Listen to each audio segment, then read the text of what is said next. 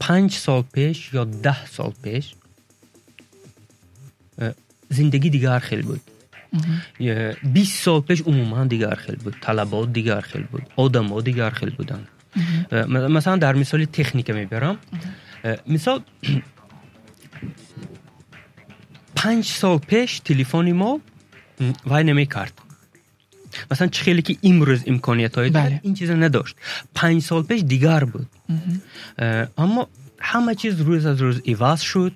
تکنولوژی عوض شد، طلبات ها عوض شد، سرعت اینترنت عوض شد، همه چیز تغییر یافت و ما خواه نخواه هر سال باید تلفن ما عوض کنیم و هرگاه ابنولی نمیباید ابنویت کنیم. اگر که ما ابنویت نمی کنیم، مثلا حاضر بسیار از کلانسالای ببینید، بسیار از کلانسالای تلفن‌های دارن، تلفن‌هایی که 5 سال پیش گرفتگی‌اند و همه وقت شخ میشد. فقط شخ میشد. یعنی امروزه کار با همون تلفن سخت کرده نمیشود. یعنی یکی از مشکل هایی که به فکر من در این میان رخ داد، بچه ها دیگر شدن، زمان دیگر شد، آدم ها دیگر شد، همه چیز عوض شد. بچه ها دیگر شدن، دیگر چیز میخوان. اما